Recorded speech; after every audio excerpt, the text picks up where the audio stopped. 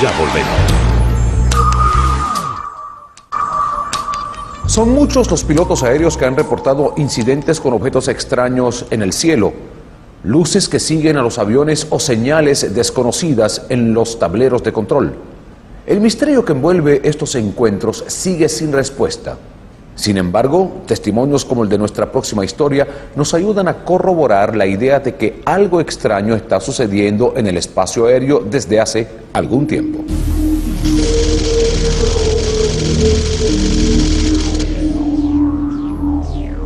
Eduardo Russi es un controlador aéreo jubilado. Sin embargo, continúa con su actividad en un pequeño aeropuerto en la zona norte de Colombia. A sus 64 años, recuerda con gran claridad un incidente con un objeto volador no identificado ocurrido en 1964. En ese entonces, era jefe de torre en el aeropuerto El Dorado de Bogotá. Él, como controlador aéreo, y 2 aviones T-33 de la Fuerza Aérea Colombiana, fueron los protagonistas de una persecución única en el país, con la que terminaron varios incidentes de aviones comerciales colombianos con extrañas luces que los perseguían en ruta cerca de Bogotá.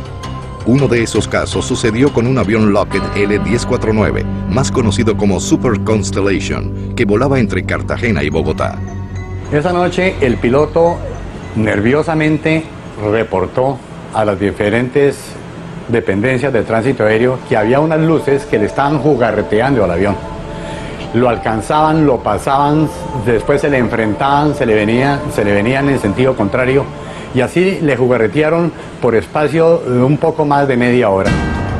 Los incidentes pusieron en alerta a la Fuerza Aérea, que trasladó 2 aviones de una base militar al aeropuerto El Dorado con una misión: tratar de interceptar al aparato que estaba poniendo en riesgo la seguridad aérea. Nunca olvidaré sus registros. Eran el FAC 2070 y el 2072. Adelante salió el 2072, salió de Palanquero para El Dorado, entró a la sabana de Bogotá por un sitio llamado El Rosal y el avión me llamó. Me pidió instrucciones de aterrizaje. Eduardo Russi no recuerda la fecha exacta, solo que fue a mediados de 1964, que eran las 10:30 de la mañana, que el cielo de Bogotá estaba insólitamente despejado y que el avión FAC 2072 iniciaba su aterrizaje cuando comenzó el incidente. Él fue advertido por 2 llamadas telefónicas de una luz extraña ubicada sobre la torre de control. Pegué la cabeza bien contra el vidrio de la torre, cuando sí señor, observo yo. ¿Qué es lo que observo?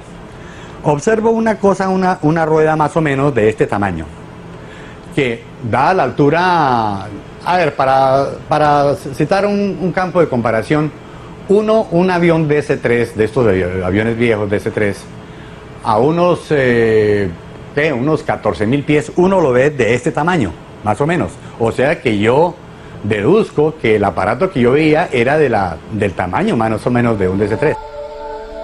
Pero la forma del aparato que podía observar no era similar a avión alguno de la época. Pues sí, yo veía una rueda, una cosa así, donde parecía como una rueda de balineras, una rueda de esas de balineras, en donde donde van los balines, donde van las esferas, se veían unas manchas como negras y entre balinera y balinera se veía como una luz amarillenta. Quiero recordar que el sol brillaba, pero tremendamente, porque el cielo estaba ilimitado. Ahora, por la parte central de donde se supone que entra el eje para encajar la balinera, expedía una luz blanca, pero profundamente blanca, tremendamente brillante. Para esa época en Colombia no existían los radares. Todas las operaciones aéreas se hacían visualmente. Ante el hecho, el controlador aéreo habló de inmediato con los aviones militares enviados precisamente para perseguir a un objeto extraño, que al parecer era el que estaba en ese momento sobre la torre de control. Lo llamé y le dije: Fuerza Aérea 2072, le informo, tengo a la vista sobre la torre aproximadamente a 13.000 pies, tengo un objeto no identificado. ¿Usted lo tiene a la vista? Correcto, torre, lo tengo a la vista. Autoríceme sobrepaso, salgo en su persecución. No que he recibido 2072, haga sobrepaso. El avión puso full potencia, subió el tren de aterrizaje, hizo un ascenso a máximo rendimiento, que eso parecía una maniobra más de circo que de otra cosa. Según recuerda, La persecución duró unos 10 minutos. Durante ese tiempo, el objeto siempre estuvo, según reportó el piloto, a unos 2.000 pies del avión.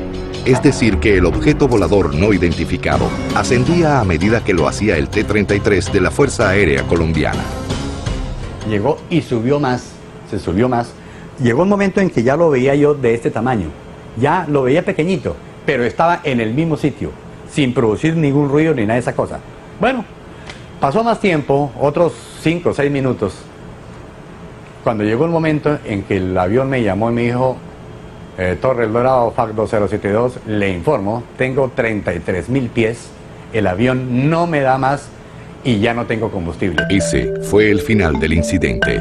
Cuando el avión inició el descenso, el aparato desapareció hacia el oeste de la ciudad. Solo 34 años después, el incidente se conoció públicamente a través de la revista oficial de los controladores aéreos. Hasta ese momento, permaneció en silencio por órdenes superiores. Y finalmente el jefe de la torre de aquel entonces un día subió, inclusive medio disgustado, diciendo que no, que dejáramos de molestar con eso, que eso le echáramos tierra al asunto, que callado la boca, que inclusive a los pilotos de la Fuerza Aérea les había ordenado que nada de dar a la luz pública esta cuestión, que dejaran toda la cosa callada, y la cosa quedó así. El incidente quedó sin explicación. Y hoy, en la Fuerza Aérea Colombiana, dicen no recordar ni tener registros del hecho. ¿Qué fue lo que yo vi? No tengo ni la menor idea. No puedo jurar que fue un ovni, que fue esto, que fue lo otro. Pero lo cierto es que la gente que estaba en plataforma, que todos estaban mirando hacia el cielo, señalando con su brazo, no estaban viendo fantasmas. Yo tampoco estaba viendo fantasmas y el piloto que salió en su persecución tampoco estaba viendo fantasmas.